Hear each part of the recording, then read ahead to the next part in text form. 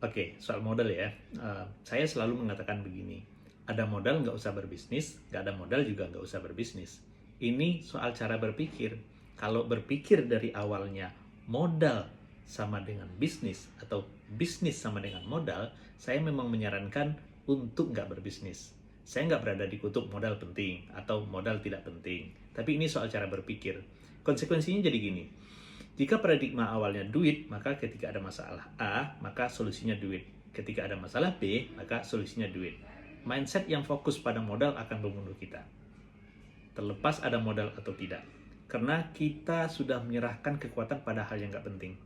Lalu, apakah ada hal yang lebih penting dari modal? Ada yang lebih penting dari modal. Saya biasanya menyebutnya validated business model. Saya singkat dengan VBM. Apa aja itu? Pertama, apa value yang kita kasih yang membuat orang mau beli, orang mau pakai produk kita. Yang kedua, siapa aja yang sebenarnya akan beli. Terus, berapa harga yang sanggup dibayar oleh pembeli kita.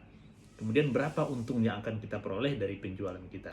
Kalau udah ketemu jawabannya, ya ingat ya, jawaban ini bisa kita dapatkan mau kita ada modal atau tidak ada modal. Nah, kalau kita udah ketemu jawabannya, baru kemudian modal bisa kita gunakan. Realitasnya ya, banyak yang habis modalnya setelah memulai bisnis karena nggak ada VBM dulu, atau nggak ada validated business modelnya.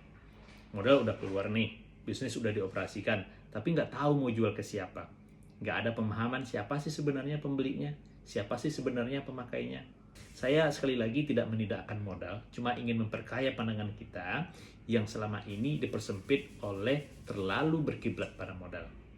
Ada modal, nggak usah berbisnis. Nggak ada modal, juga nggak usah berbisnis. Mulailah berbisnis ketika ada permintaan. Ketika kita tahu ada permintaan, cari pelanggan dan jangan cari produk.